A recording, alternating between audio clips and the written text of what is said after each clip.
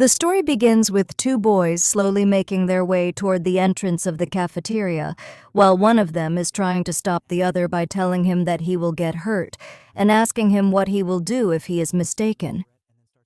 We see them spying on Kim Soo and his minions, one of whom offers Kim a cigarette and then starts smoking, while the boy continues that a guy is coming out of prison soon, at which Kim Soo says that he should have screwed up that guy a long time ago.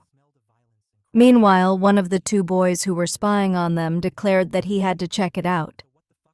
It has been said that school is a space for educating young students to become decent members of society. However, it smelled of violence and crime. Bullies used to educate others directly about the bad habits that they had learned. So why does this learning space actually teach? This place has become a little political arena. The students who are labeled as school fists are not just at the top of the list, they are also a group that does not get bullied.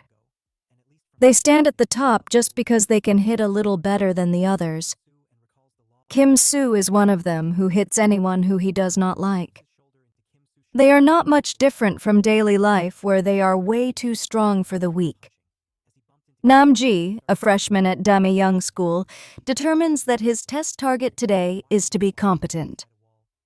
In the hallway, he sees Kim Soo bullying others and contemplates that these kinds of guys are the same no matter where you go, and at least from his understanding, the laws of bullies always hold true. He walks straight towards Kim Soo and recalls the law of the bully, which is that the soldiers of a bully are his pride. He bumps his shoulder into Kim Soo's shoulder and recalls the law of the bully too. If you touch their pride, then they will start punching. As he bumped into Kim Soo, he started cursing him and threw a punch at him, which he dodged by leaning backward. His friend, watching this while hiding beside a wall, was surprised at this. After dodging, Namgil apologizes to Kim Soo, saying that he was spacing out and then accidentally bumped into him. He then puts his hand on his shoulder and says that he has not seen him for a year, so how has he been? Kim Soo curses him while saying that it has indeed been a long time, so what the hell is he doing here? The law of the bully 3 states that anyone easygoing should crawl under the bully's feet. Just then, one of their friends, Kim Yoo, tells him to don't fight with this bastard and that they should get going. Kim Soo shook off his hand and threw a punch at Namgil while shouting that he was pissing him off. Namgil dodges it and asks him if he has an anger problem. Kim Soo was embarrassed at this and went right at Namji with a jab, but to his surprise, Namji simply caught his hand and asked him if he did not know how to say nice things and could only throw punches at people and take pride in beating up weak people while pretending to be strong. He continues that he is an ignorant bastard and knocks him out with a right hook while recalling the law of the bully 4, that a bully cannot pull himself together until he gets beaten. Upon witnessing this, the guy with Kim Soo also rushed towards Namji, who avoided the first guy and punched the other guy straight in the face while ducking to avoid his fist. Then, as the first guy tried to grab him in a hold, he crouched, hit his abdomen with his elbow, and then quickly threw him on the ground. By then, Kim Soo has already gotten up and is running straight at him again, but Namji blocks his fist, jabs him in the face, and then quickly gets behind him and gives him a German suplex on the hard cement floor of the hallway. All the students were surprised by this, and Namji simply said that while looking down on Kim Soo and his friends, he does not understand why the assailants sleep with their feet out, and victims like him always have to hold their breath. They have to suffer, they have to run away, they shake in fear, and isn't this so unfair? Kim Soo keeps cursing him, and then he sees a wooden mop, so he tries to pick it up and goes at Namji again, who then recalls the law of the bully 5, which says that a bully is ugly to the end. Upon seeing Kim Soo come at him with a wooden mop, Namji says that it is a weapon, and if something goes wrong, then he will die. He then simply dodges his attack and punches him straight in the face, which causes his nose to start bleeding, and Kim Soo falls to the ground. After that, Namgil tells Kim Soo that he is just like them, and so he is going to change him to the very nook and cranny of his rotten roots. After all this, he asks his friend Ha Bin to go to the snack bar with him. Namji witnesses himself to be in a room with several other men, and he asks if it is still working. One of the men responds that he cannot seem to get it. Then he panics because of the heavy banging at the door, and suddenly the door breaks open, and lots of thugs with baseball bats come rushing in, and he starts fighting them.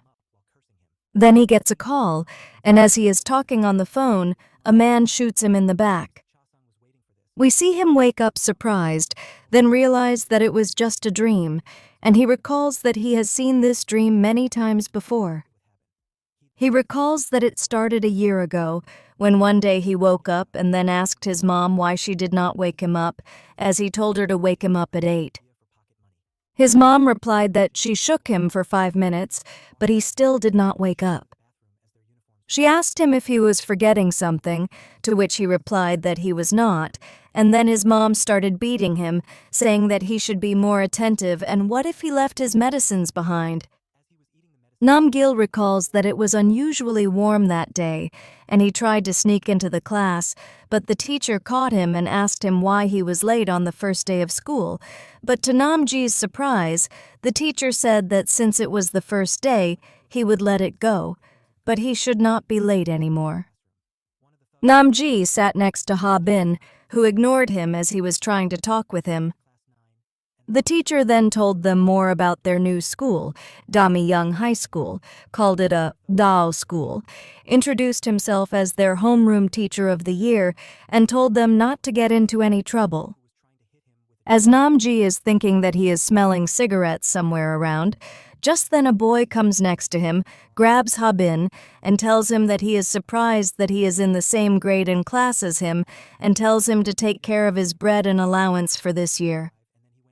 Then he turned around to Namji and told him he was seeing him for the first time, so they should get along for this year, and he introduced himself as Cha-Ong Tai. Cha-Ong then walked out of the classroom and called his friend Ong Sung-ki and asked him which class he was in, and that he was in the same class as Ha Bin, so they did not need to worry about the price of cigarettes, PC room, and alcohol. Asang was also happy to hear it.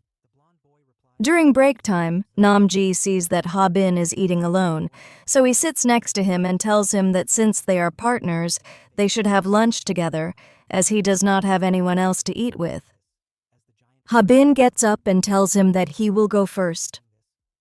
Namji asks him if he is done already, to which he replies that he should not hang out with him, because if he does, then he will also get in trouble. He started walking towards the exit, but as he was walking, a boy tripped him and he fell over. Cha-Ong shouted at him that he had dirtied his uniform, then abused him and started beating him up while cursing him. Seeing this, Namji gets up and runs over to him while telling him that it is too much and he should stop, but it seems like Cha-Ong was waiting for this, and he immediately kicks Namji in the stomach and tells him that he will have to pay for his laundry fee, which is 300,000 won, until next Monday, so he should not be late, and if he feels pressured, he can go and collect it with Ha Bin. He then gets up while calling his glasses and asks what his name is, but then tells him to forget about it and tells him that he is his bank from this day onwards. Cha-Ong's friend tells him that it is a perfect idea for pocket money. Ha Bin thought that he got Namji in trouble as well, and Namji walked up to him and told him they should go to the bathroom as their uniforms were dirty. Just then he suddenly felt a lot of pain, so he grabbed his stomach. Ha Bin got worried and asked if he was all right. He replied that he was okay and thought that it was hurting a lot more than he thought, and then he took out a medicine and ate it. As he was eating the medicine, a tall boy bumped into him from behind and told him to get out of the way. Namji immediately stepped aside and wondered if this boy was a high school student, as he was already 100 centimeters tall. The tall guy started walking up in the hallway while shouting that traffic control had started. He went into a classroom and said that if there was a good guy, then they should go out of the classroom. One of the thugs was looking for him, but the giant guy punched him straight in the face and knocked him out. Then he went to class 9, and the punks there were surprised that an idiot had opened doors this hard, so he walked up to them and started beating the guy in front. The other thugs shouted that they should attack him once, and the giant simply grabbed the two boys, picked them up, and threw them on the floor. Another boy who was trying to hit him with a chair was kicked away. The giant then goes into class 8 and abuses the thugs there, who ask if he is crazy and if he does not know who they are, but before they can say anything else, they are all beaten up by the giant. The other students were recording this from the hallway.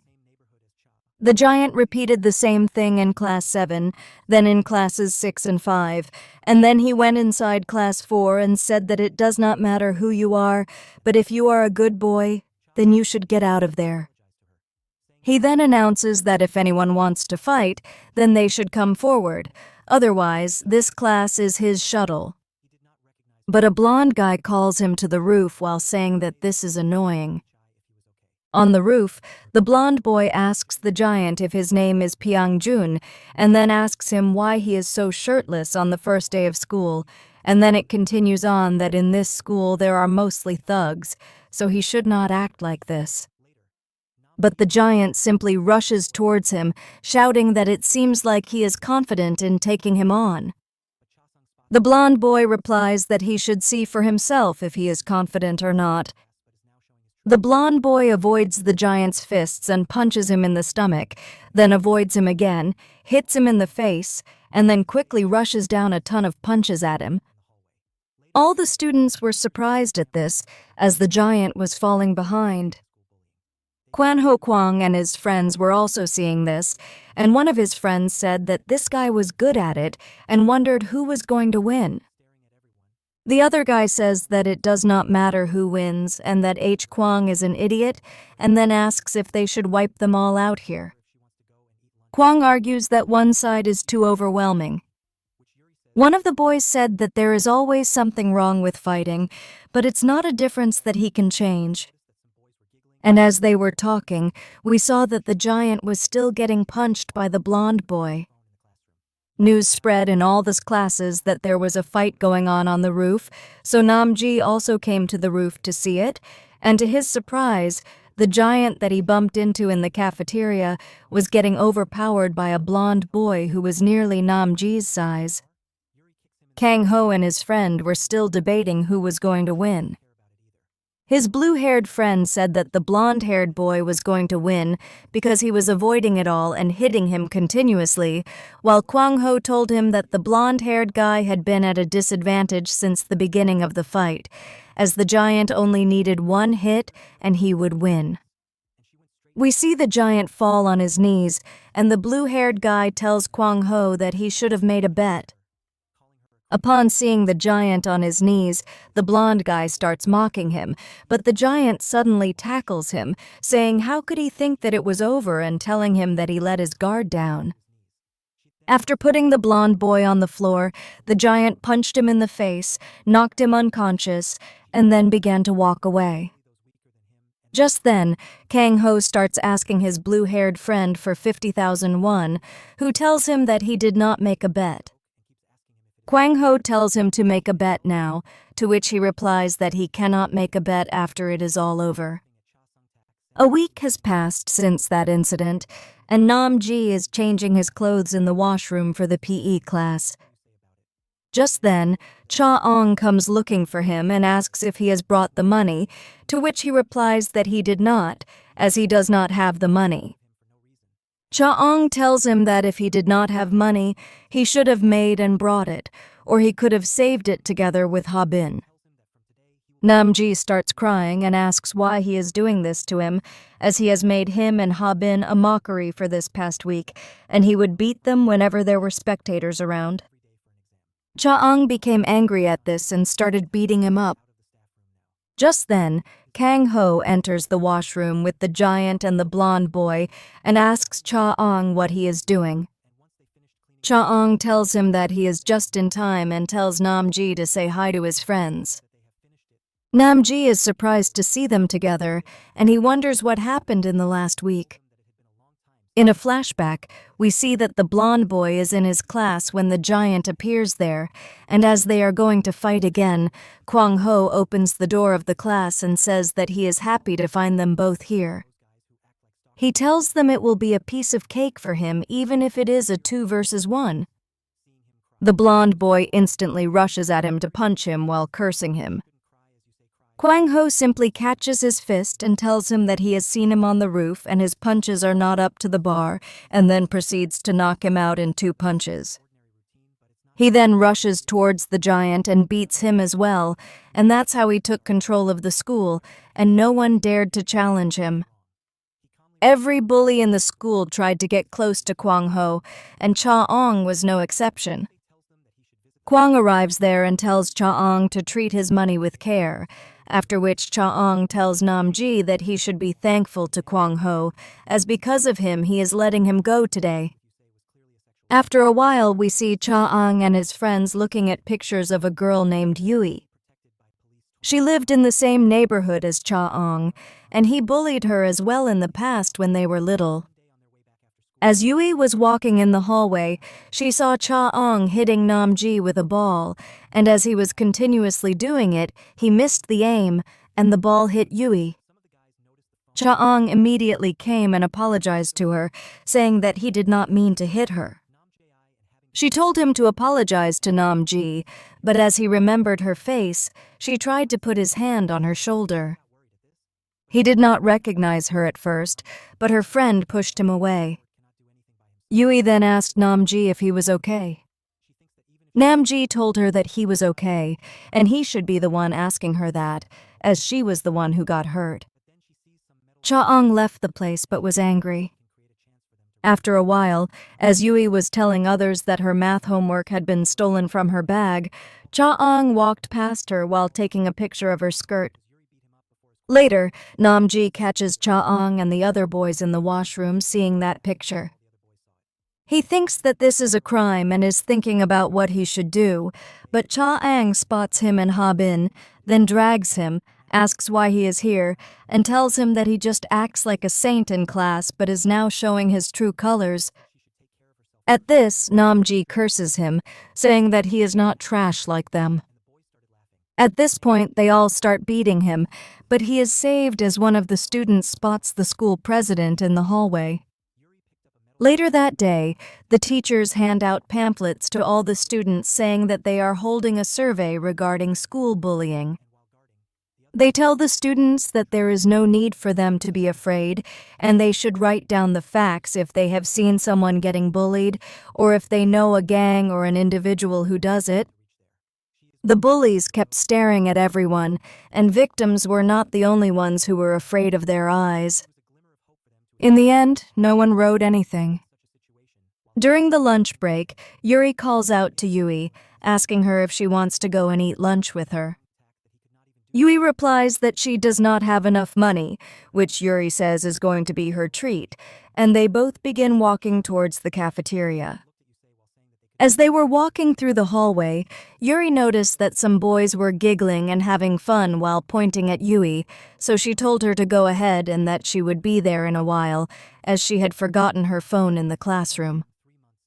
Yuri arrives in the class of those boys and asks them to show the photo on their mobiles which they were seeing, to which one of the boys replies that it is nothing and she should go back to her class. Yuri tells them that they should show her the mobile if it is nothing, to which one of the boys yells at her, "Why is she telling them to do this and that, and does she know who they are?" Yuri kicks him in the gut and shouts at them that she does not know who they are and she does not care about it either, and tells them to just answer her question. She then tells them that it is their last chance to show her what photo is on their mobile, which Cha Sung-tae shot.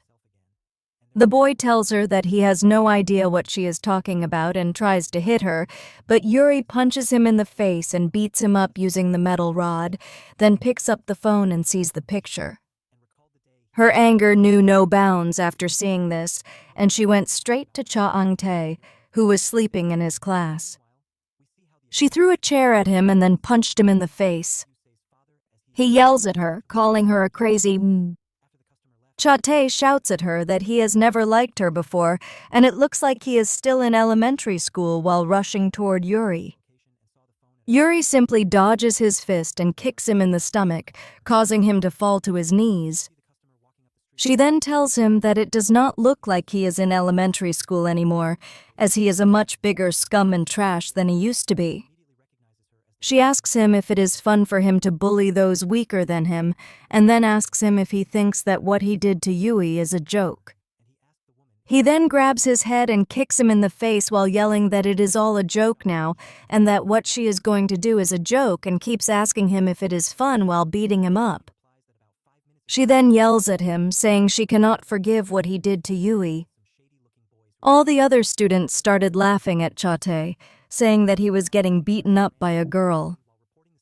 Yui arrives in the class and calls out to Yuri and asks her what happened. Yuri thinks to herself that she cannot tell Yui about it, and then she tells her that she has to go somewhere now and she will have ice cream later. Meanwhile, all the other students started mocking Cha-tae by saying that he was just a weak guy, that they used to be afraid of him for no reason, and that they could easily beat him. Yuri goes to the staff room and tells the math teacher about everything. The teacher then calls Cha-tae to the staff room and tells him that from today, he will be subject to disciplinary actions following the committee summons. He tells him that for the next 30 days, he will need to go to the volunteer site, and after that he will fill up the front and back of 10 sheets and come back to school every day for an exam. The teacher tells him to reflect on his actions and tells him to get out of the staff room now. Cha-ong makes up his mind that he will get his revenge on Ha-bin, Nam-ji, and Yuri. Ha-bin and Nam-ji were on cleaning duty, and once they finished cleaning up the classroom, just then Yui and Yuri arrived in the class and asked them if they were finished. They tell them they have finished it, and then they all together go to eat food. As they were all having fun, Ha-bin became sad and told them that it had been a long time since he had a meal with someone like this, and while hesitating, he asked them why they were being nice to him. Yui tells him that just because he is nice and why is he trying to find a reason for it, they can just be friends. Yuri tells him that he is so much better than those guys who act like stalkers to Yui and the bullies like Cha Ang-tae. Ha-bin begins to tear up upon hearing this. Seeing him cry, Yui also starts crying. Yuri immediately tells Ha-bin that he shouldn't cry, as Yui cries when she sees someone else crying, and they should just enjoy the food. Nam-ji thinks to himself that this is so good.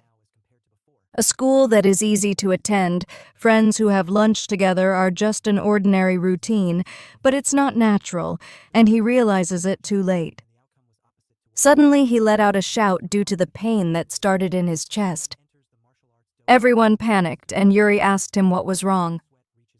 He calmly replied that they did not have to worry, and his heart used to be weak, and he forgot to take his medicine on time. Yui tells them that he should visit the hospital, but Nam-ji tells her not to worry about it. They all went to school under police protection for 1 month, and everything seemed normal. He managed to stay safe because of it, but then he thought that the thing that Cha Ang-tae did with Yui was clearly a sexual offense, but for some reason no one brought it up later, and because of this they were more afraid as they cannot be protected by police 24 hours a day. He thinks to himself that they are in constant danger of retaliation whenever policemen are not with them, and one day on their way back after school late at night, his thoughts became reality as Cha-tae came in front of them with a bunch of boys and blocked their path. Cha Ang-tae asks them how they have been. He tells them to follow him if they don't want to get hurt. Some of the guys noticed the phone in Yui's hand, took it and threw it away, saying that there was no need to call the police. Namji and Ha-bin get surrounded by the boys, and Cha-tae slaps Yuri while calling her a ko and shouting at her why isn't she doing anything now. Yui got worried at this, but Yuri told her not to worry and to stay behind her. Yuri thinks to herself that this coward cannot do anything by himself, and that is why he came here with these many people. She thinks that even if she wanted to kill him now, she cannot do it as she does not know what is going to happen here, and she cannot ask for help either as she does not have any money. But then she sees some metal rods lying next to her, and she decides that she can create a chance for them to run away.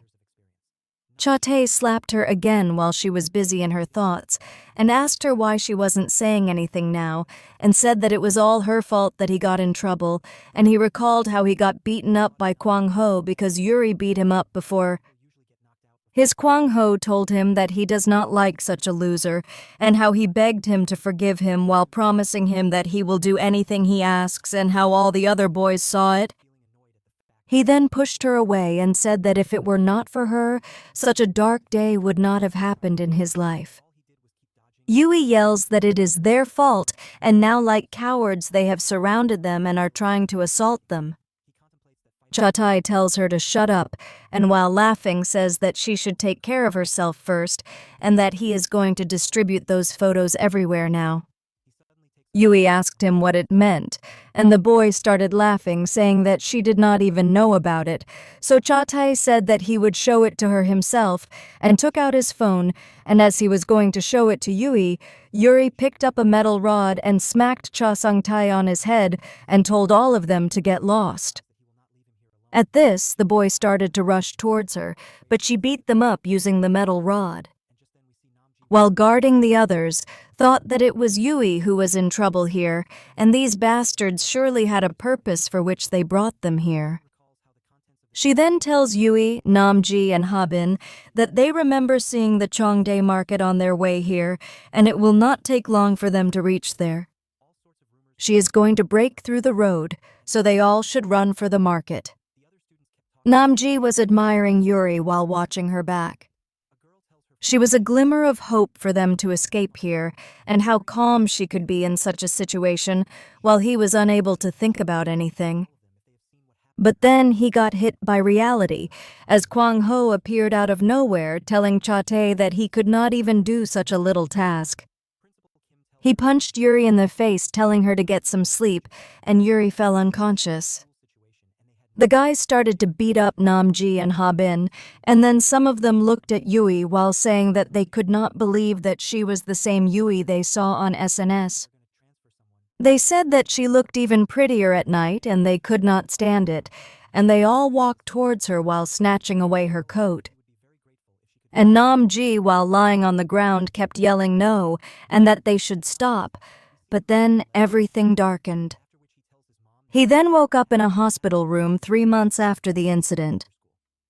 In a dark alley, we see Namji all beating up some boys. One of the boys was shouting at others to hold this bastard and get him, but they all got beaten up by him, and he was taken back by this development. Truncated part here, continuing the pattern with the remaining content. S from below, and the match is already over from the moment he hits him, as boxing alone will not be enough to beat him. As he was saying this, Seo Dong came at him with lightning speed and punched him in the face so hard that he fell to his knees, then asked what the hell he was talking about. Kwan Ho praises Seo Dong for the great work. Seo Dong says that while he is happy about the work being done, he is not very thrilled about getting hit like he got hit, and that he would have sent Cheongdae to the hospital if it weren't for the plan Kwan Ho told him about earlier. We then get to know about the plan that the two had discussed earlier. Outside while smoking, Kwan Ho suggested to get more people for the kusit to Seo Dong, who had thought that it was overkill and that they already have enough people. However, Kwan Ho suggested that in order to take over the second years as well, which was his intention, they must gather more people. Young Suk of Daemong High School is known to be incredibly strong, and to get ahead of him and his group called Neem, they must work hard. Kwan Ho suggested that even if they tried to take one member at a time, it will be hard, so they must try to match their numbers in order to fight them, as they have a lot of people from different schools. Seo Dong is amazed by the greed Kwan Ho carries, as he learned of his intention to get the second year covered as well. Kwan Ho asks him if he is opposed to the plan, to which Seo Dong suggests that he is not, and that if anything, he is very excited about the prospect. Seo Dong then asks him how many people are there in the Neem, to which Kwan Ho answers that there are about 40 people in there. Seo Dong is shocked by the number and asks just how would they gather that many people. Kwan Ho suggests that they can try various ways, maybe even try and take people from other schools, because there shouldn't be any restrictions within Kusit. Seo Dong asks him how many people does he intend to get before engaging Bang Suk's Neem, to which Kwan Ho suggests that they should at least try and get to 70% of the people that Neem has. Seo Dong says that they must need another 10 or so members for that to happen. Either they should get 10 people, or they should get one very strong guy that can be the equivalent of said 10 people. That is where it all ties up, as they see Kong Dae as someone who can be as strong as 10 people. Sometime later, Kong Dae and Kwan Ho shake hands to officially commemorate their partnership. Kong Dae tells Kwan Ho that he better not make this experience boring after persuading him to join the group so much. Kwan Ho says that he shouldn't worry about that, as he will get to have tons of fights and will be more than satisfied with what's to come for him in the future. Saying this, Kwan Ho starts to walk away from there, but Kong calls out to him and asks him about how strong he is when compared to someone like Seo Dong. To which Kwan Ho smirks and tells him that he will find that out himself in the coming times. Kong is upset from this nothing answer and says that Kwan Ho is a very boring person for that, and he tells him that in the future he will be the one dragging Kwan Ho down his throne so that he can claim the title of king for himself. Kwan Ho finds this quite funny and says that he can try his best. Subsequently, Kong Dae turns his attention to Seo Dong and tells him that the first person he is looking to drag down will definitely be Seo Dong. He promises to take over his spot and enact revenge for what he had done to him today. Seo Dong is not as cool-headed as Kwan Ho, so he tells Kong Dae that he has no chance of doing that and that he is willing to bet his manhood on that. Kong Dae says that he is looking forward to take Seo Dong's spot in manhood at the same time.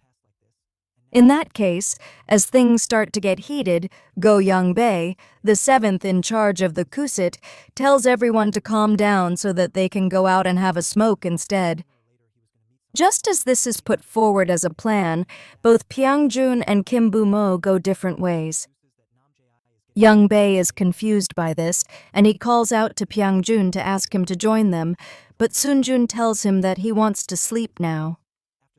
Young-bae turns his attention to Kim Bu-mo and asks him to do the same thing, but Kim Bu-mo makes it clear that he has quit smoking.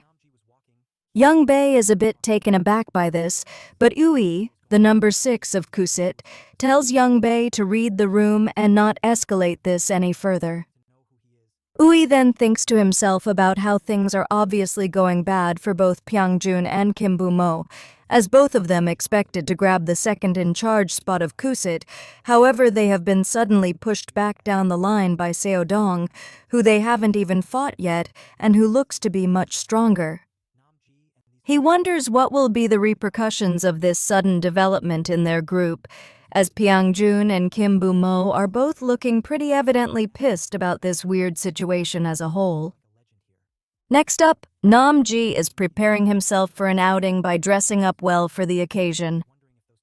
Nam-ji's mother sees this and it makes her happy that her son is being normal like this. She tries to spice things up by teasing Nam-ji a little by asking him if he was going to meet someone special today because he seems to have prepared himself quite well for the occasion. Namji obviously denies this, however a blush could be seen flashing across his cheeks as he feels giddy about the situation. The scene moves forward as we get to see So Ye standing alone near a stop, when suddenly Namji calls out her name. So Ye is overjoyed by this and she quickly scoots over to Namji. Seeing him for the first time in a while, she is very happy, but she also asks him why hadn't he contacted her at all during this entire time. Namji's reasoning for this is that he had a lot of things on his hands, but So Ye feels like he should have still called her regardless of that. So Ye is pleasantly surprised to see the physical transformation of Namji, saying that he must have already grown past 180 centimeters by now. Just then, a loud voice is heard, and it is none other than Yuri, who comes running towards So Ye and gives her a big hug. Yuri further goes on to kiss her on the cheeks, while Namji adding that Yuri hasn't changed a bit. So Ye holds Yuri's hands and feels that it had gotten a lot rougher than before. Yuri takes her hand away and says that it is nothing important, but So Ye offers to give her some lotion, which Yuri politely rejects. Yuri then changes the topic quickly as she turns her attention to Namji. As she goes over to him, Yuri teases her a bit and feels up his newly gained muscle mass. Yuri is shocked by this and asks Namji if he has been putting the work in the gym for him to have achieved such noticeable gains. She also calls for So Ye to come forward and check out his new muscles because they're incredible. Right at that moment, their other friend Ha-bin shows up and says hi to everyone.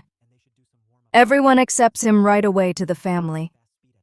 The four of them go to a cafe and start enjoying their day. It felt like nothing had happened, and the four of them were just back to being normal again. So Ye explains her happiness to have met everyone, stating that it felt incredible to her. To Yuri's agreement, Ha-bin is curious about Namji, so he asks him how he was doing all this time. Namji is a bit uncomfortable, but he answers that he has been doing his thing lately. He also decides that it is the correct time to tell his friends about the plan he has cooked up. He tells his plan to move away next year, and before that he wants to take revenge for what the Kusit did to them. Everyone is shocked by this as they don't think this is something they should go for. Yuri says that while he might have gained some muscles, he will still be of no match to Kusit. However, Namji has his priorities set straight. He says that he must get things straight before he leaves. Ha-bin doesn't support this, but he states that even if Namji manages to somehow take revenge on the Kusit, he needs to know that the school is a different place than what it was, and that they will not change so quickly because they aren't even the root of the problem. We go to the school where the Kusfits, led by Kwan Ho, enters the classroom of the second years to confront Bang Suk and his Neem. The members of the Neem are quite offended by this, and they ask how dare a mere group of first-year students enter their ground. Kwan Ho politely introduces himself as Kwan Ho Kwang and apologizes to the second years beforehand, as he goes on to announce that from now onwards the Kusfits are going to own the entire school. This statement gains reactions from the members of Neem, as some are pissed, some find it quite cute and funny, while others are just weirded out by this. However, Bang Suk takes this very normally as he tells Kwan Ho that there is no point in joking around here, so if they really want to fight, they should step up and get more people on their side. However, Kwan Ho is straight to the point. He lays out the challenge for the Neem as he tells them to show up at 12 Okoye. In the night near the parking lot that is next to the civilian park. He tells them that the Kusfit will be waiting for their arrival.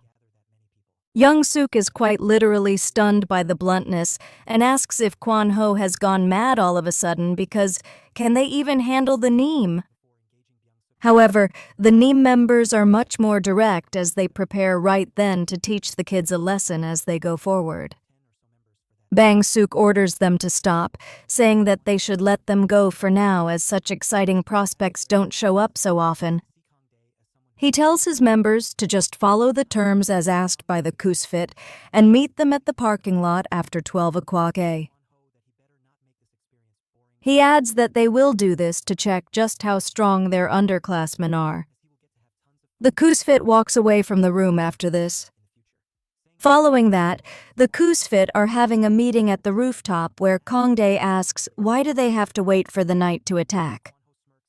Couldn't they have just beaten the crap out of them then and there? Kwon Ho replies to this by saying that if they had fought at the school again, they'd be put behind the bars again.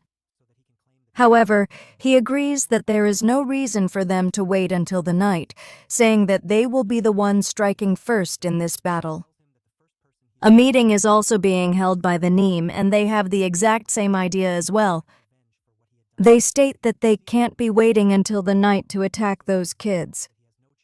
They should attack them before they realize it and teach them a lesson on how to behave with upperclassmen. Meanwhile, the Kusfits are planning out their strategy in detail. Kwon Ho states that he wants himself, Seodong, Jine, and Pyeongjun to be the ones to team up and start the attack. Meanwhile, Kim Bu-mo, Kongdae, and Yuang can follow up on that with the rest of the group. As this is going on, Bang Suk tells the Neem to pick any 3 random guys from the normal group to go and keep an eye on the first years and their activities.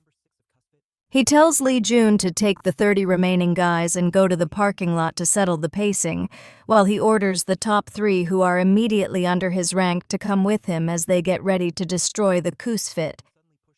However, oblivious to this, Kwon Ho and the Kusfit are quite pleased with their setup. This was the case until a young Bae shows up and tells Kwon Ho that he can't contact Pyeongjun and Seodong no matter how much he tries. Kwon Ho Kwang realizes just how much of a pickle they are in now, as they are without some of the strongest assets they had to offer and with very little time. Just then, a fight is shown taking place between another member and Seo Dong-jin, who both get bloodied and knocked down after an exhausting fight. Seo Dong notes that this is very bad for them because they can't win this fight. He says that the longer it goes on for, the tougher it would be for the Kusfit to survive, which is why they must need to go for a full burst.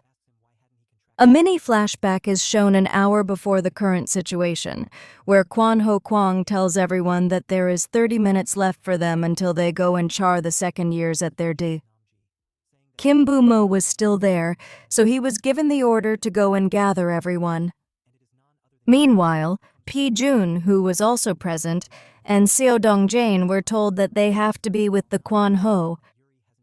Kwon Ho states that they need to be careful because when it comes to fighters, the rumors about them being good at this fighting game spreads quickly, which makes it easier to track them and study them. It is stated that Bang Suk is a very strong individual himself. However, despite that, there isn't anyone out who saw Bang Suk fight, which is why he is going to be extremely hard to deal with when the war eventually begins. However, Kwon Ho finds it rather strange that despite having over 40 people in his group and taking over 2 different schools, no one has witnessed Suk in an actual fight. He decides that it means Suk doesn't indulge in these big-scale fights. Instead, he opts to order his underlings around, and once they are done, he gets the final hit in. Kwon Ho suggests that they can use this bit of information to their advantage. He says that Suk is going to be using the same tactic he always uses. If they attack them first, it will be a bad situation for Kusit, as they will have to go head first into the much stronger and bigger. However, if they send 20 of their regular guys to fight the seniors, they will create a good distraction. They will then take advantage of this distraction by creeping up behind Bon-suk and attacking him. Kwon Ho suggests that he, Pai-jun, and Seo Dong-jae should do this. They will fight off the people coming their way to protect Bon-suk before taking out the big dog by themselves, and once they are done taking care of their leader, their morale would go down significantly. This will allow Kusit to pick them apart and win this with ease. Seodong likes the role that he has gotten, saying that he will thrive in such a role. Afterward, he suggests that he needs to go out and take a smoke to calm down the nerves. Kyojun notices this and asks to take a stroll outside himself. Now back to the current time, Kwan-ho regrets letting those two go, especially considering how integral they were to the plan. Besides that, those guys are a big part of the group. He wonders just what had happened for them to suddenly disappear before their first fight with Neem. A thought that they were attacked by the Neem crossed his mind. Meanwhile, Bansuk calls one of his hidden spies to check up on the situation of Kusit. The guy reports that the group has gathered on a rooftop to discuss about various plans. He states that this seems to be their regular meet-up place anyway. Suk asked him how many of them had gathered there. The guy replies that about 15 of them have gathered, which is not a problem. The 20 people from Neem who are going to go at them are easily going to beat them. At the rooftop, Kwan-ho was asking his underlings if they had seen Pijun and Seodong since they left. All of them are a bit clueless about this, but Jung speaks up saying that he had seen them go to the parking lot not long ago. This leaves Kwan-ho perplexed as he wonders how they knew that they were going to the parking lot. Clears it up by saying that they didn't go to the parking lot he thinks they went to. Instead, they went to the school parking lot. This immediately shocks Kwan-ho. On the other hand, Suk makes a call to another spy who was tracking Seodong. He asks him about what is happening with Seodong, to which the guy replies that he went inside the parking lot with the giant who was fighting the other day, and to his surprise, the two started fighting between themselves. We get to see the fight taking place between Seodong and Pyeongjun. The fight is fast-paced and hard-hitting. It is based on Pyong using his raw strength, while Seodong uses his skills to dodge and land quick counterpunches. Both guys have immaculate stamina, which is why even though both of them land huge shots on one another, it's simply not enough to knock them out. At one point, Pisung tries to land a hard right hook on Seodong. Seodong manages to bob out of the way before hitting Pyang with an atomic uppercut. This sends Pyong a few steps back, but he retaliates quickly. Pyong flies in despite his huge body with a kick. It lands and sends Seodong flying back down to the ground while Pyang also falls. Both guys are hurt and at their limits. Seodong wonders what had happened to Pyong. He isn't the same guy who was almost defeated by Kim Bu-mo. He now seems like a totally different entity, much stronger, much more skilled. Seodong tries to call a truce as they have a fight to do. He states that they can do it later, but now they need to focus on the bigger goal. He says that if they continue fighting between each other, the Kusfits will lose to Neem and they'll lose embarrassingly. Kyo-sung replies that he simply doesn't care about it. He jumps in with another hook, but as Seodong dodges, he gets him in the clinch. Pyong says he already knows Seoing's weakness and he will exploit it. He starts ramming in knees to Seoing's body, and while Seodong tries to block, the knees just pierce through the block. Seodong understands that it is useless to block against such an attack. Pyong, while going full Muay Thai on Seodong, adds that he doesn't care about the delinquent business. The only thing that holds substance to him is the argument of who is stronger. He then leaves the clinch and hits a massive punch to Seodong, knocking him down. Kyo-sung says that he will beat up Kwan-ho next.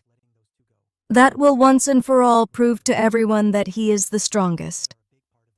Saying this, Pyong goes for the final blow to finish off Seodong, while Seodong also tries to muster up strength to make a comeback of his own. Both of them are too careless to block, which is why both of them land their blows simultaneously. They both get shaken up by the long fight that is going on. Pyongjin wonders how Seodong is still standing. He compares the experience of fighting Seodong to something like fighting a zombie. He keeps getting back up even though it feels like that he is one punch away from winning it. It isn't working out, so he strengthens his resolve, vowing to land the one big shot to finish it off. Meanwhile, Seodong wonders just how strong and resilient Pyong is. He can't really keep up with his strength and his defense. It feels like a concrete wall. He wonders how he can win this fight and comes to the conclusion that he needs to land a few hundred quick punches. That way he will be able to finish off the fight and make sure that they don't spend any longer in it than what they need to. He decides to make it short from here on to minimize the damage they take. The fight resumes and turns into a battle of stamina and composure. Pyosang goes for the big punch right away, but Seodong swiftly dodges and hits a counterpunch of his own. This shakes up Pyong and allows Seodong to start his rapid-fire non-stop combos. The combo is too quick and it starts hitting Pyong. He tries his best to block against it, but the quantity and speed of the blow makes it very hard for him. Seodong keeps punching without stopping at all. After a few hundred punches, suddenly it felt like the concrete wall was cracking up. Pyong shows signs of grogginess as he goes down to his knees. Seodong starts hitting faster than ever to finish it, but Pyong has other ideas. Pyong knows he can't lose, and he knows that it's not always about who lands the most hits. Psika retaliates back with a powerful punch to Seodong, which creates separation. Pai wants to finish it off with one big move instead of many quick ones like Seodong. Kyo charges right towards Seodong. Seodong realizes that Pyong is about to attempt a takedown slam on him, just like how he did against Bu Mo, which is why Seodong pushes his upper body forward, leaning on his front foot to block the takedown. As Pyong tries it, he feels that something is wrong, and Seodong calls him out for his lack of wits. Seodong says that Pyong must have thought he can't block a takedown just because he boxes. He states that while he is never officially trained to wrestle, he does know enough. He is also aware of how wrestlers often feel invincible while going for takedown, leaving their neck open, which is why Seodong locks in an informal guillotine choke on Pyong. Back to Neem's meeting, Bansuk realizes that they have Kusit number. He feels that now is the perfect chance to attack them when the main squad is busy strategizing for something else, and two of the strongest are infighting. He feels this will be a fun and easy fight. He orders his guys to change the plan. He tells Li Jin to go to the construction site roof with 30 other guys to beat up the main squad, while he, the 3 immediately under him, and 10 more guys will go to the school parking lot to take out those other 2. Subsequently, Kwan Ho Kwang receives the news of Neem making the first move. He tells everyone that they've attacked the school gym parking lot. Just as they're about to head that way, Li Jin, the number 5 of Neem, arrives. He tells them to wait and brings out the 30 other guys that came with him. They surround Kusit from all sides. Kwan Ho notices that about 30 guys are here and Bansuk is not included, which is why he believes that this is a good opportunity for them as they have strong guys like Kim Bu Mo and Kong Dae-jun here, which means they don't need more people. He then tells Kong Dae-jun that he wants him and the rest of the squad to fight here while he goes and fights Bansuk. Kong Dae finds the leader versus leader aspect to be quite cool, and he assures Kwan Ho that he will take care of this place. A fight quickly breaks out which sees Kusit dominating. Kong Dae puts on a clinic with his wild style, throwing haymakers and spinning kicks. Kwan Ho also fights on his way out, beating up people with his accurate punches and knees. All the other guys are also doing quite well as the line clears up for Kwan Ho to leave. Kong Dae tells him to go and says that he will follow him after he is done here.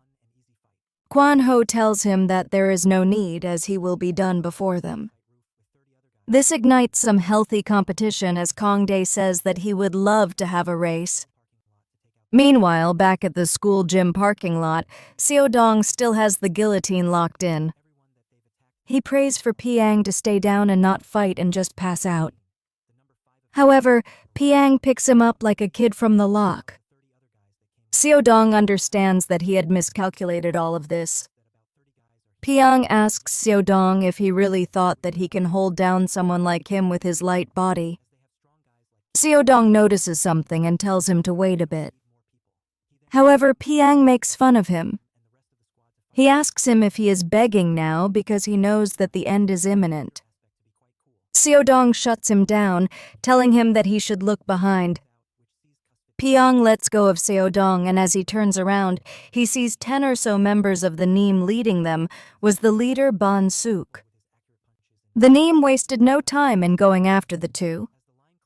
A particular group targets Seo Dong first as he looked tired and was bleeding a lot.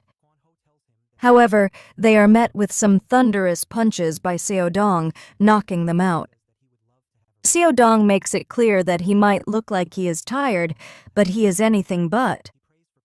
He claims to be as good as new, and he proves that statement by knocking out all oncoming Neem members.